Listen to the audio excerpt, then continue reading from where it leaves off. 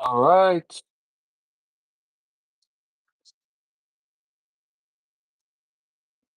What did we want to do?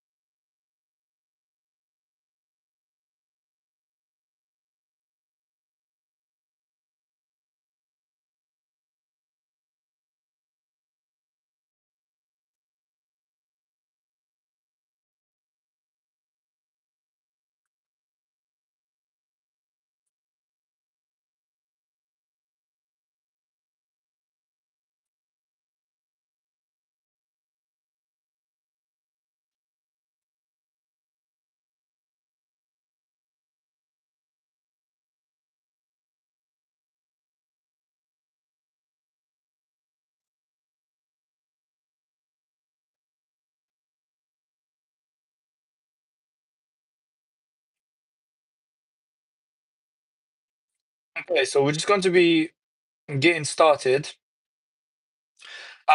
Welcome, guys, and welcome to this live session. I hope you guys doing well, and I welcome everybody who is coming over, talking to me, and discussing spinal health. So we are going to be talking about a lot of the issues that you might be facing with your spine, whether that's the upper spine, mid spine, lower spine, or even below, going into the sacral, the coccygeal, and all of these areas.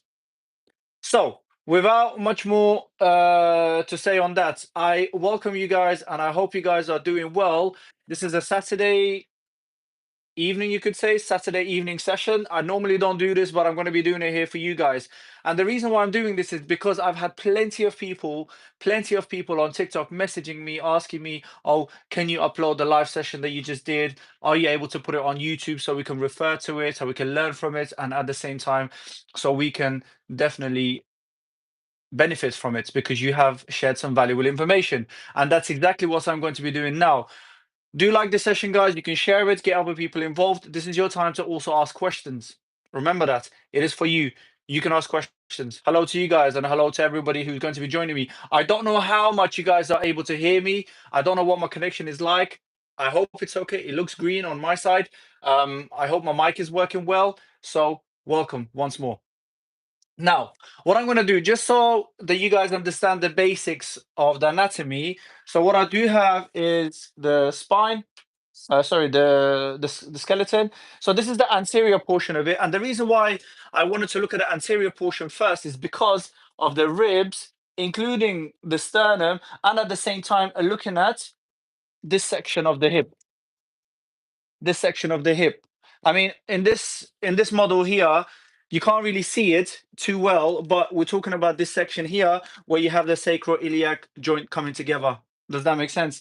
And that joint is super important because if you have very, very deep pain in a lot more deeper areas of your back, so it's going a lot more deeper towards your sacral spine, it's a bit of a difficult area to manage. I will be honest with you, but there's still ways of looking after it. Now, going to look at the posterior aspect of the spine. So, in relation to your spine, so look, you have 33 vertebrae altogether, free vertebrae. The first group, we could say there's seven of them, cervical spine. A lot of the neck issues that you guys might be getting, and also the pains and the symptoms you might be getting down the arm, into your hands, to your fingers, that could be related to all of that top part there, the cervical spine. Why? Because the nerves which control all of these areas, they come from here. Even below that, even when it comes to your breathing, your cervical spine has a lot to say about that because it's called the nerve innervation. Nerve innervation. So you have to understand that. Now, going below that, you got the thoracic spine, and there's 12 of them. We call it the T spine. You may get some medical notes. You may have a scan, and they said, "Oh, you have a T." In most cases, by the way, if you get lower back pain, your T12 is involved. So that's like this one here. Yeah, the T12 is involved. That T12, because it's very well linked, it's the linking, it's a bridge between the thoracic spine and also your lumbar spine. Lumbar spine is where all of you guys probably have issues to do with that. You can ask your questions, no problem. I'll come around to it. Now, you may have normally seen me use this here. A lumbar spine, there's 5 vertebrae in the lumbar spine, and they control everything in terms of your muscles, your organs, different structures when it comes to the nervous system. And one important thing you guys have to understand is that this whole of the vertebra, the whole spine, it protects your spinal cord. Now, before I further move on, I want you to guys to listen to one thing very carefully here. There's a red flag. Whenever you get severe compressions, you may have a scan done and you can see that there's a compression on your nerve. One important thing that you have to get yourself checked for is something known as cauda equina. Cauda equina means that there's a severe compression on your nerves, specifically going down the lumbar spine. So if there's a severe compression, you may have certain symptoms presenting, such as issues in your saddle area, your sensation is not the same. You may find it difficult to sort of go and understand that you need to go to the toilet. You may get false feelings. So all of these kind of issues will be then presented if there is one, there's a compression, and you can see that you may have had a scan.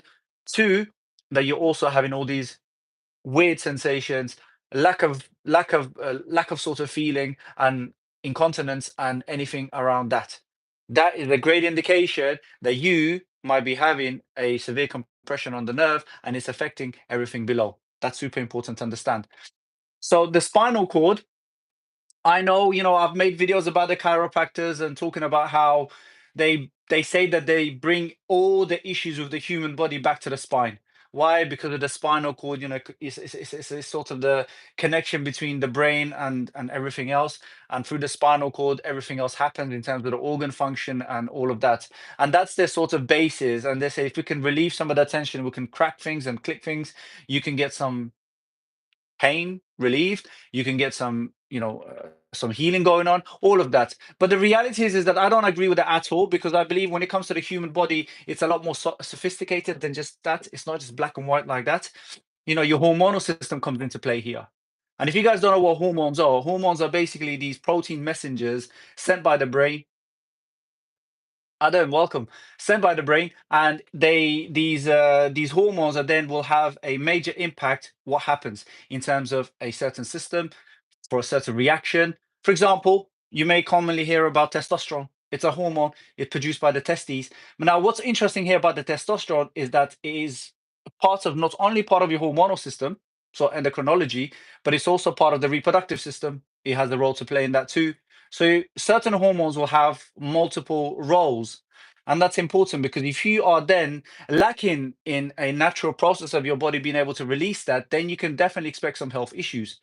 For men, commonly, if you have low testosterone, then you may experience that, you just can't put on muscle quite easily. You feel fatigue quite quickly. You just don't perform as well in terms of your energy levels.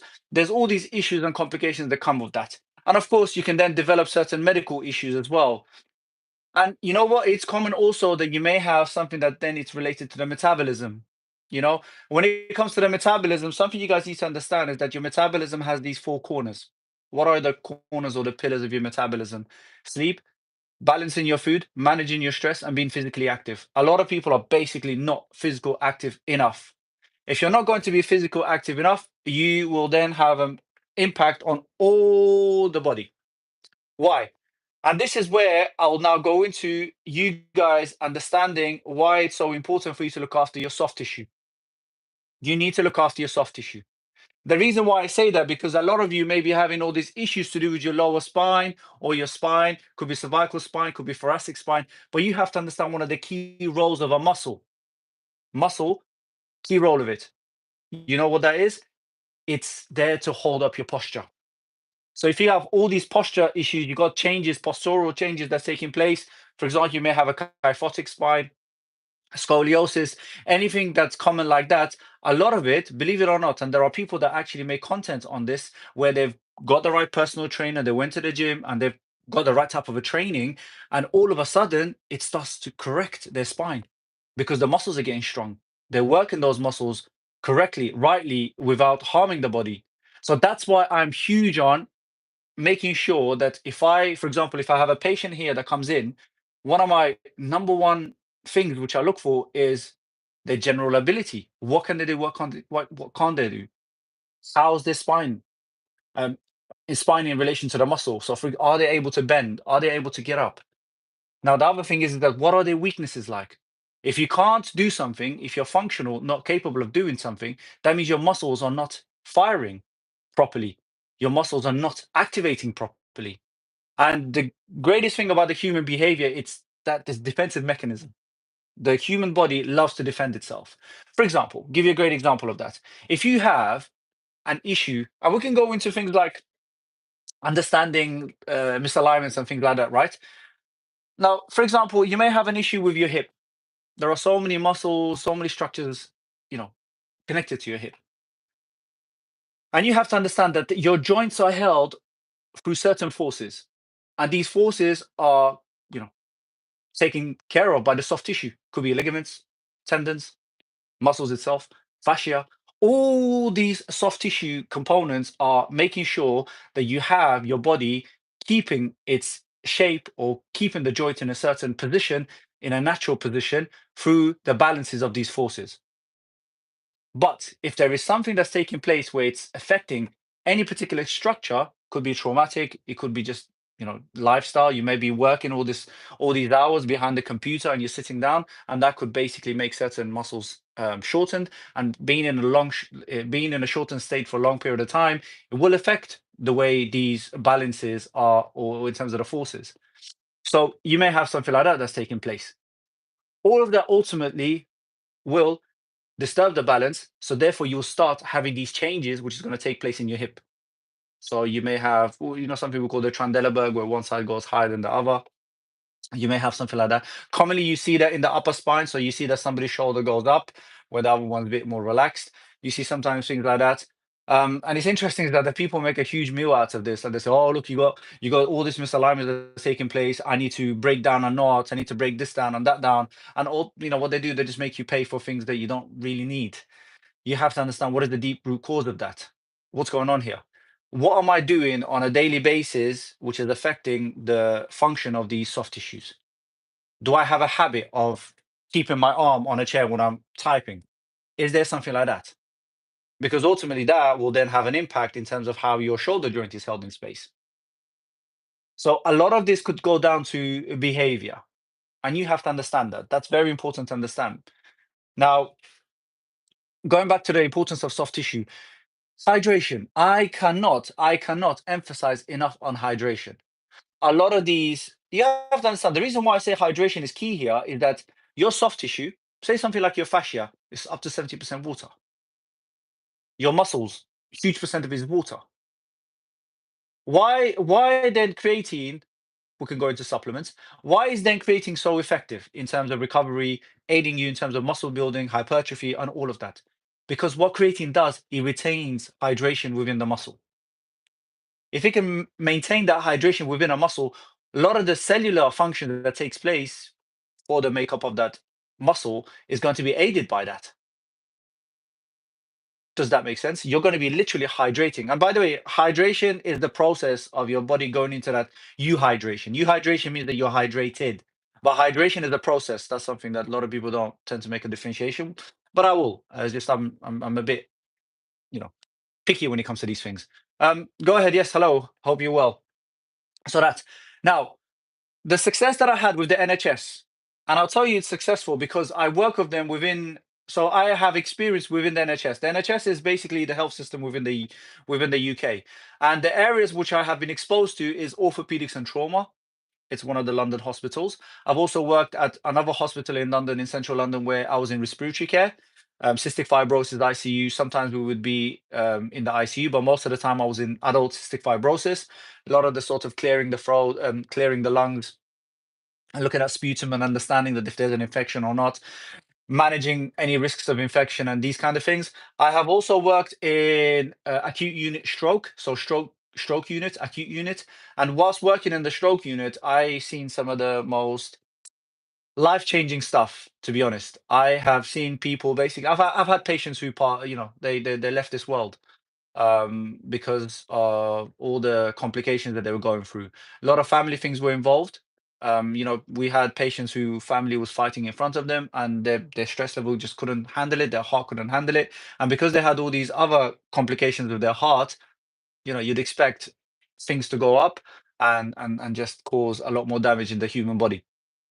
I also have worked in community care where we would visit patients in their homes. Probably one of my favorite areas as well, because I really could sort of manage my time on my own, just to spend time with the patient as much as I thought I could be helpful, and then just really manage my time better. And then I didn't have to do the notes straight away. I could take the computer or take the laptop home and then just do notes.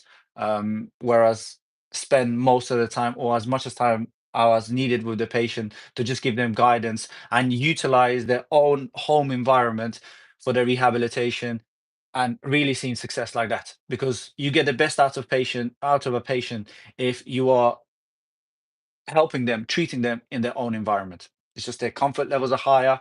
Just really makes a huge difference.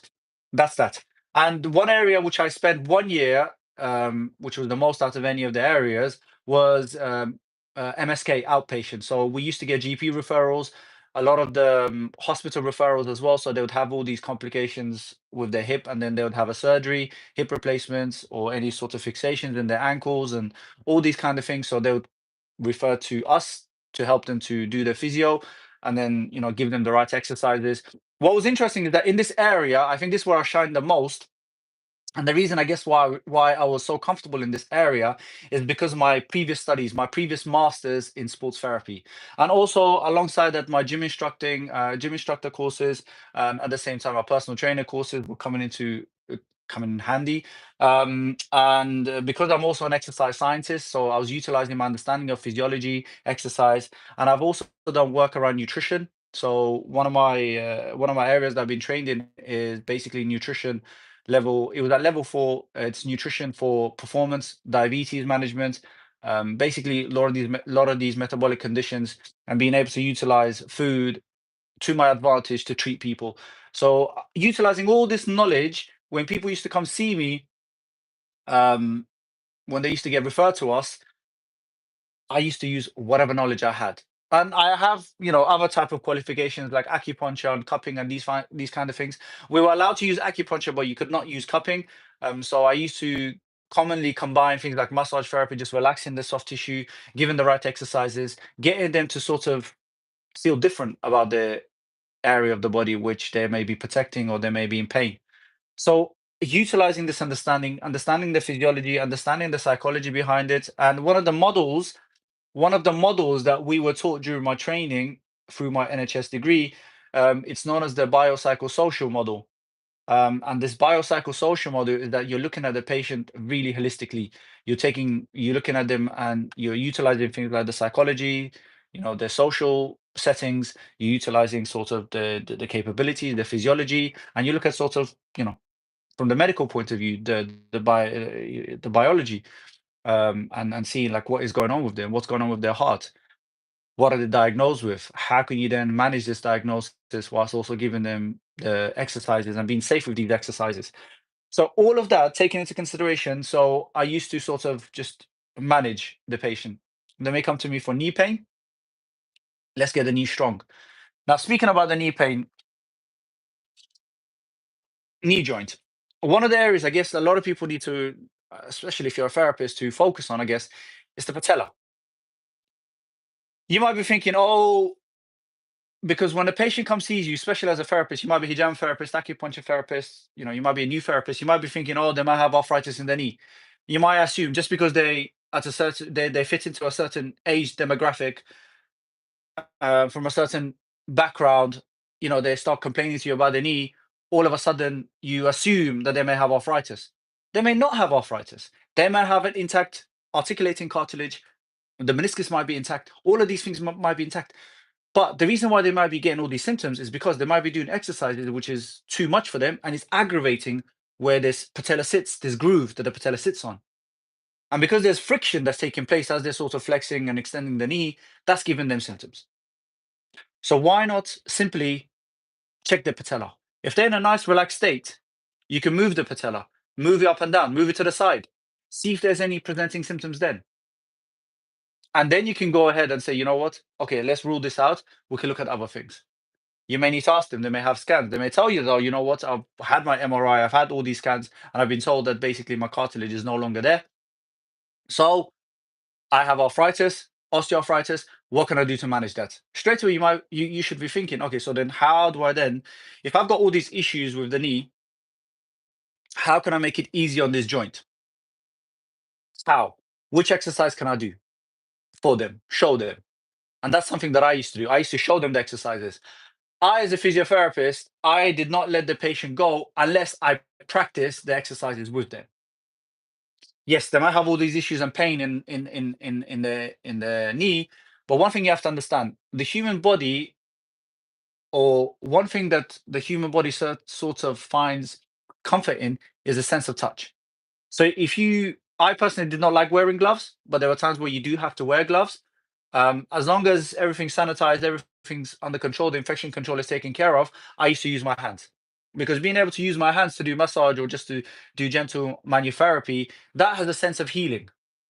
So for me to do that and just basically relax the muscles in and around the knee, look at hamstrings, look at quads, look at sort of even certain hip muscles as well.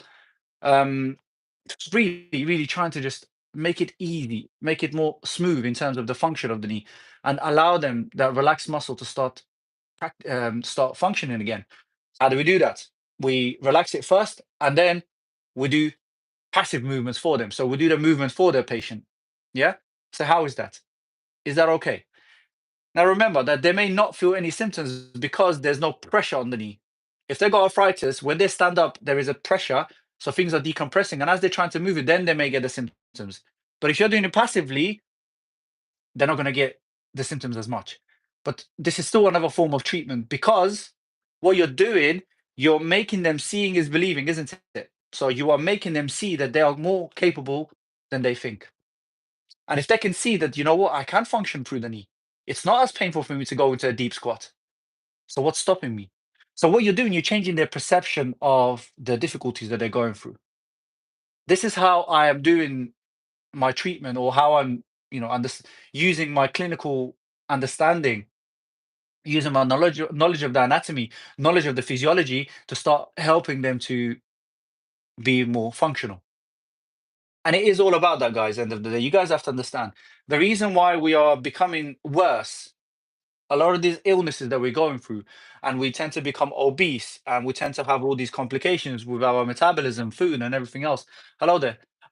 It's because we are becoming less active. I promise you, physical activity will literally change your mind. There's been numerous of studies where they speak about the benefits of weightlifting, for instance.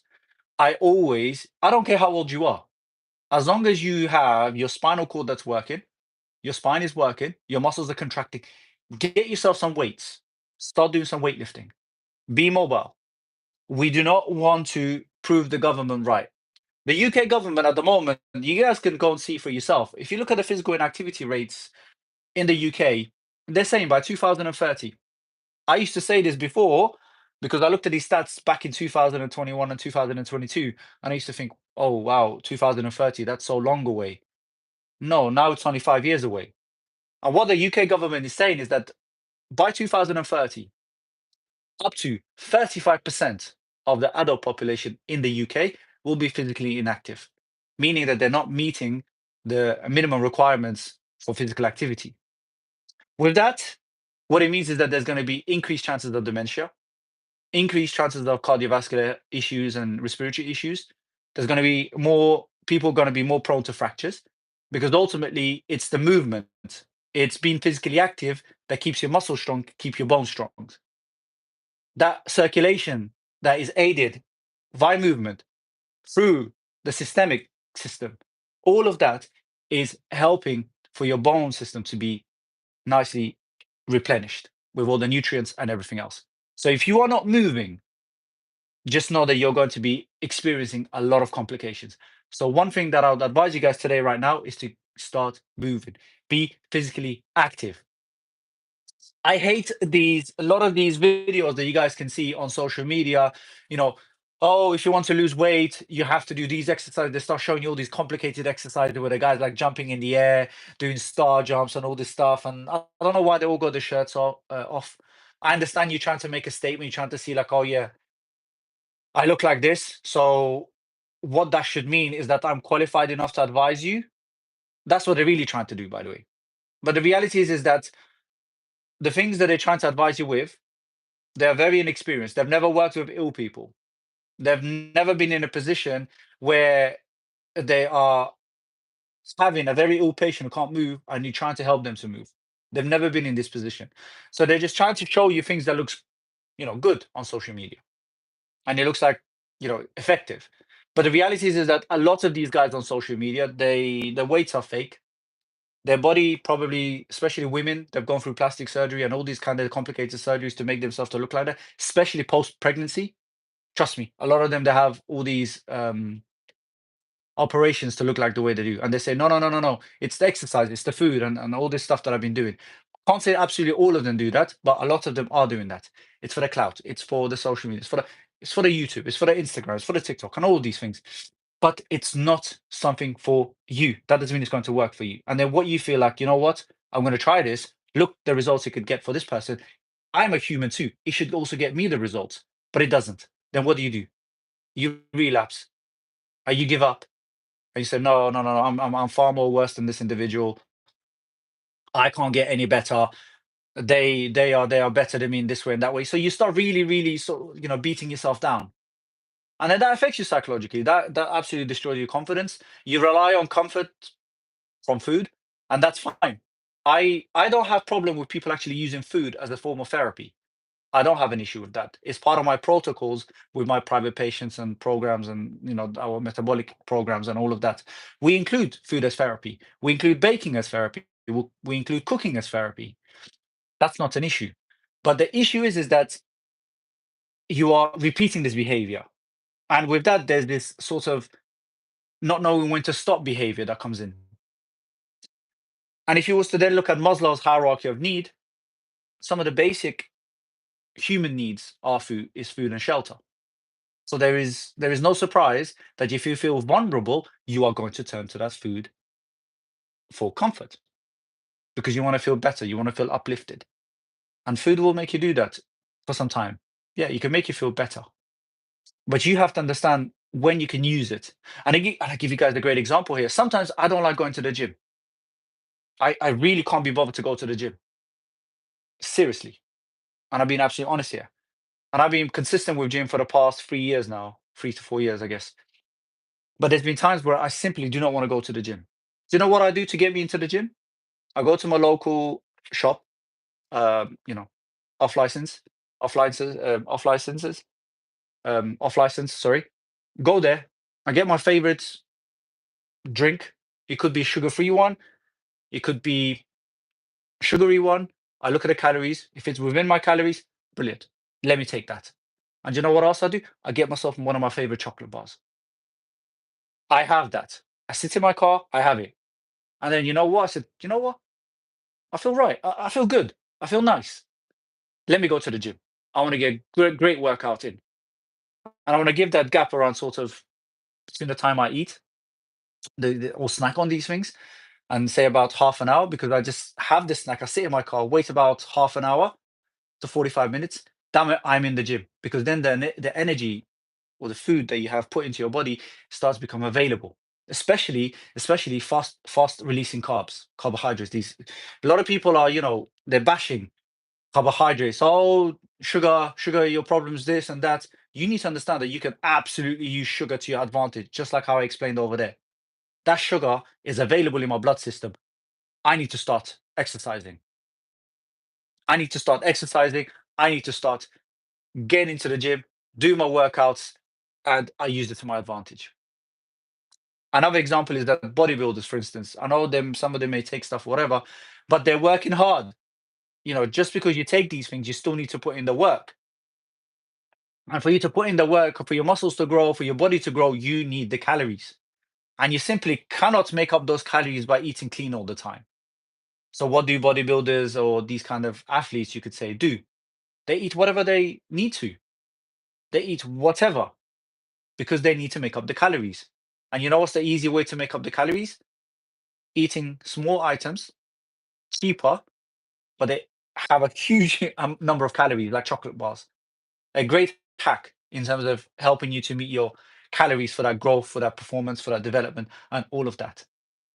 So there is another example of how you can use sugars, snacks, all these things to help you to get you into the gym, to meet your daily calorie intake, and help you to continue performing, helping you to grow, helping you to recover, and everything else. Speaking of recovery and growth, I spoke about carbohydrates and the importance of growth, and recovery. A lot of people tend to not think like that. They tend to demonize it because of all these accounts, huge accounts. They demonize. What's that lady's name? Glucose Goddess, I think that's her name. I'm not sure. She's just a little bit excited, and she just says whatever she feels that's right. Just misinterprets physiology. I don't even know if she actually understands physiology or how we actually break down food.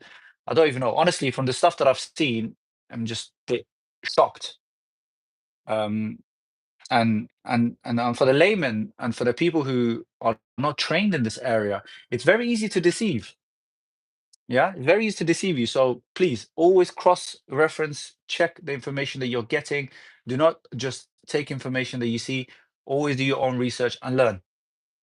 But yeah, carbohydrates are great when it comes to going to the gym, utilizing it for health matters, utilizing it for weight loss management, for fat burning process. A lot of these things, carbohydrates can help you. And one thing that you guys need to understand, carbohydrates are absolutely fantastic and can be included in your protocol to help you to manage gut health issues. You have to understand that. Without the carbohydrates, you will not get your stool to be more in a solid form when you're passing it. You need carbs for that. And your body cannot just allow loose stool all the time. That's not healthy. So it's the carbohydrates that allows your stool to become more of a solid form before they come out of your body. You have to understand. You cannot just demonize one type of macronutrient and then think that, yeah, all my problems are because of this. No, a lot of our problems are due to the fact that we're just overindulging, overeating.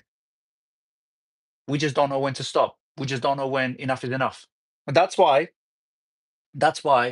me as a Muslim, I have been doing a lot of research, alhamdulillah. I have been doing a lot of research in terms of the way that the Prophet Salat alayhi lived, in terms of his lifestyle, in terms of how he ate. And lots of people don't actually know that the way that the Prophet, peace be upon him, Prophet Muhammad, the way he ate was that he was in a calorie deficit. He did not overeat. He simply did not overeat. And I believe that's one of the reasons why he was healthy, because he simply did not overindulge. He ate until that he satisfied his hunger. That's why you find these famous quotes and famous hadith that we say in Islam. The famous saying of the Prophet peace be upon him, like about the three quarters: one quarter for food, one quarter for air, one quarter for water.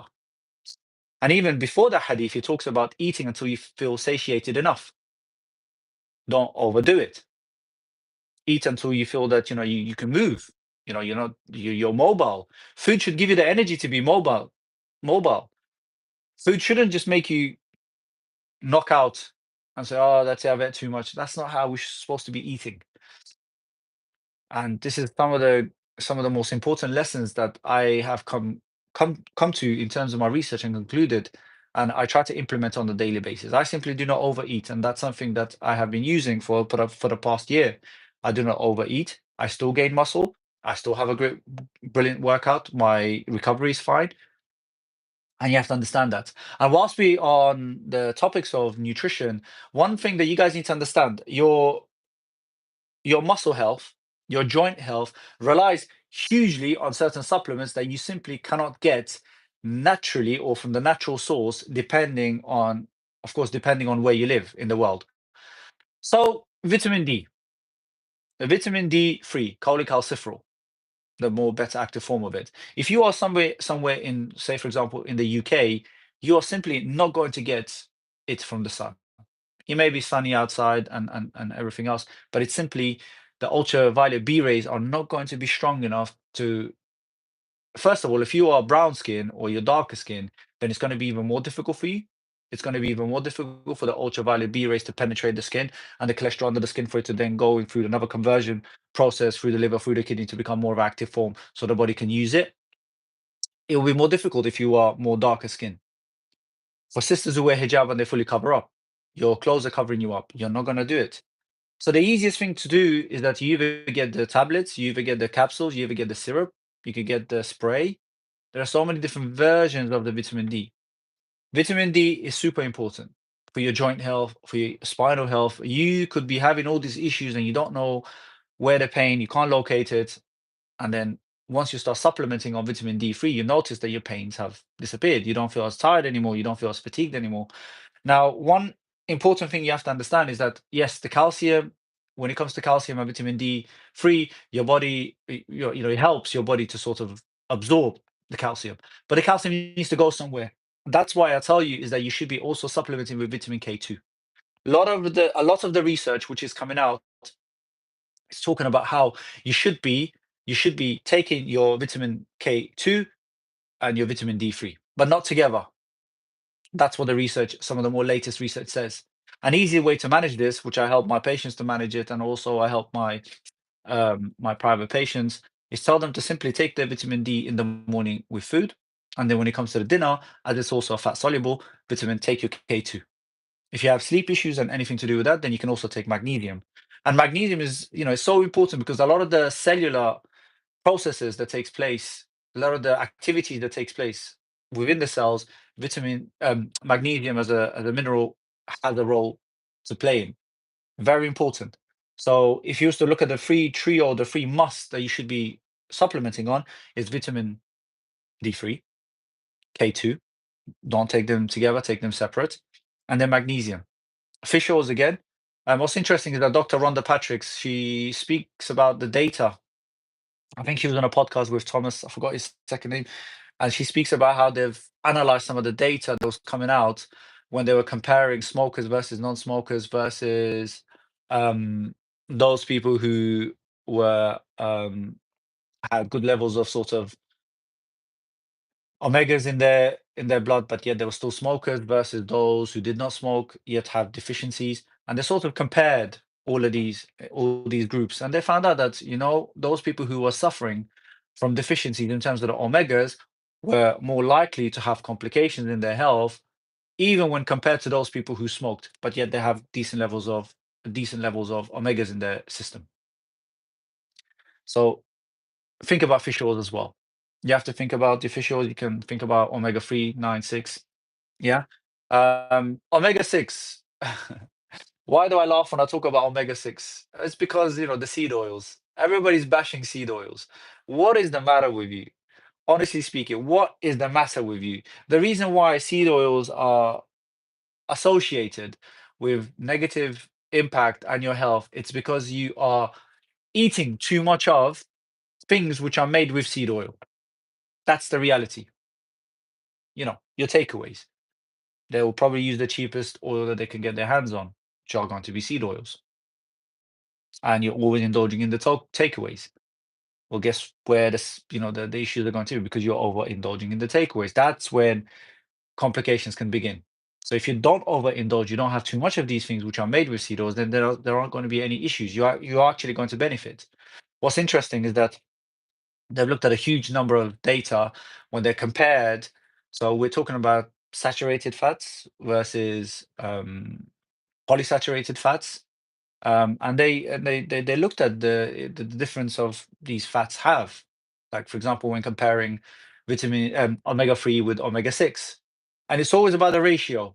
What a lot of people do not understand. It's about the ratio when it comes to your omegas.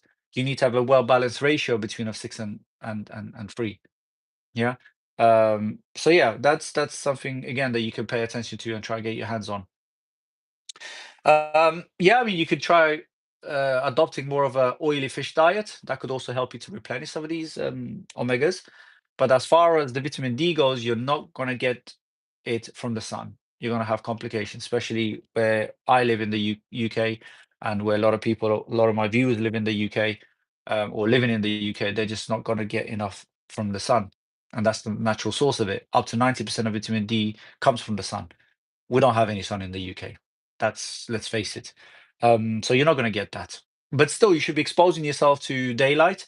Yeah, you may not get sufficient amount of vitamin D3 from being exposed to sunlight and daylight, but that has a huge impact on your mental health. Mental health is something that should be prioritized. When I spoke about metabolism and how it has these four corners: stress, balancing your food, sleep, and at the same time being physically active. Sleep and stress. How do you feel when you have a good night's rest? You feel absolutely fantastic the next day. You don't need to take a single thing because you feel absolutely brilliant.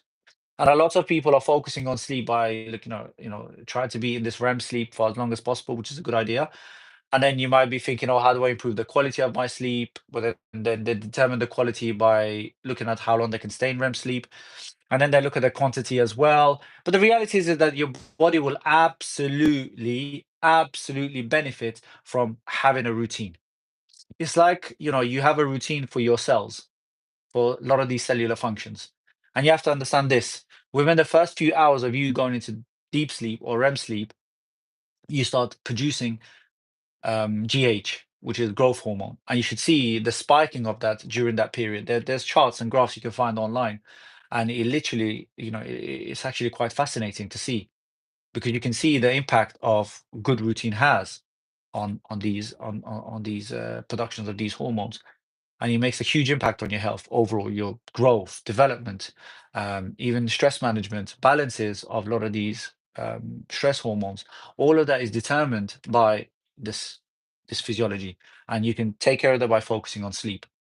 So, whilst I spoke about the four pillars of metabolism, it's only fair for me to also look at four ways that you naturally can detoxicate yourself. Forget hijama. Forget. I mean, I practice it myself, by the way. I practice cupping. We have, courses on qualifying other therapists as well.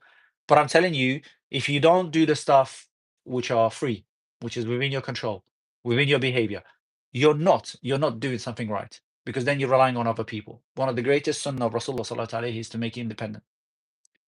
And if you think about it, then you look at his lifestyle again, and then you compare that with the information which I'm about to give you, then you'd really be gobsmacked almost like, wow, subhanAllah. Look at the life of the Prophet, peace be upon him. He really did know how to convey the message of Islam, at the same time show us how to live a healthy lifestyle. So I spoke about him being in this sort of a calorie deficit lifestyle. But then if you then look at the four ways that the body naturally detoxicates itself: urinating, defecating, breathing, and sweating. And if you look at the life of the Prophet, peace be upon him, he did all of those stuff. And he showed us how to do it in a more healthy way, how to look after your bowels.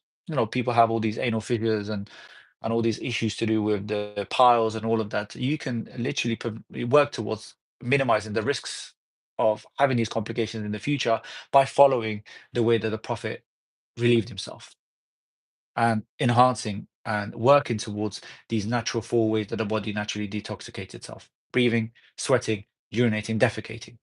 Making sure that you're hydrating enough, making sure that you're moving enough, making sure that you're doing exercises, which is raising your heart levels, heart rate, making you sweat, all of these things.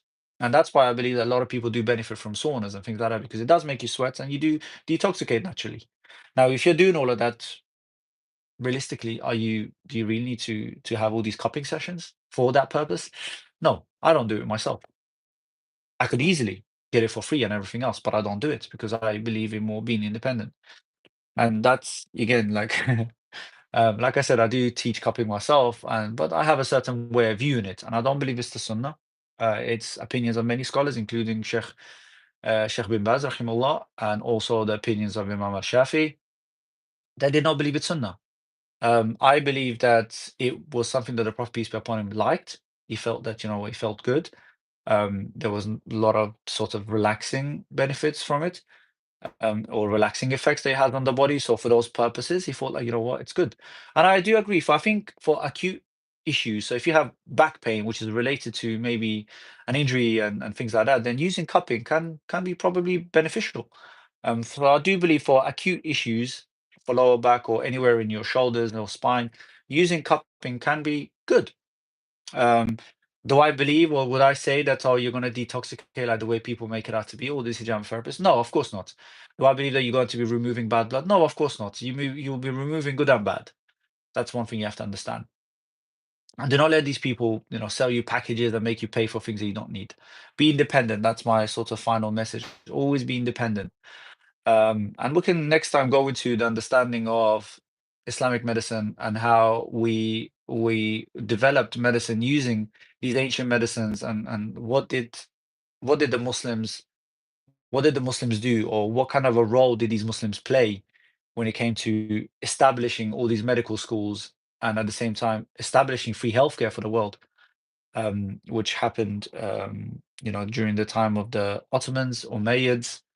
It happened, even through Andalus, through Iraq, all of these places. So it's an interesting area that I have a bit of passion in to look into, and I will be exploring more of this with you guys, and sharing my thoughts, sharing my knowledge and understanding, and hopefully you guys can benefit. So that is it. That is all which I had time to share with you guys. You are more than welcome to like these sessions or like this. You can subscribe to catch me more often, so you don't forget about me. And at the same time, you're going to be helping to push forward a channel which is focusing on looking at health from deep roots, and run by myself, a healthcare professional, where we utilize whatever knowledge that we can, whether that's ancient or conventional, pharmaceutical or non-pharmaceutical, to try and understand and how to basically help you to prevent things in the future or manage things. And of course, more importantly, using food as medicine to prevent things from going wrong in the future. So prevention or preventative medicine still stands alone as one of the top things that you can use for longevity and long-term health. And that's what we're going to be focusing on during the videos and sessions on YouTube. So do like, do share, do subscribe, and at the same time support it.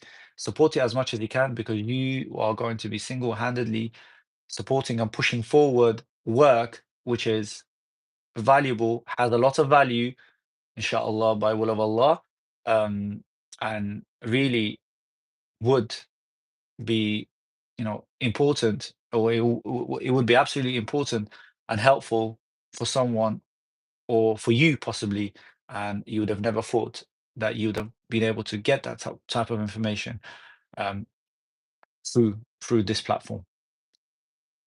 So yeah, I honestly will tell you that I did not have anything prepared.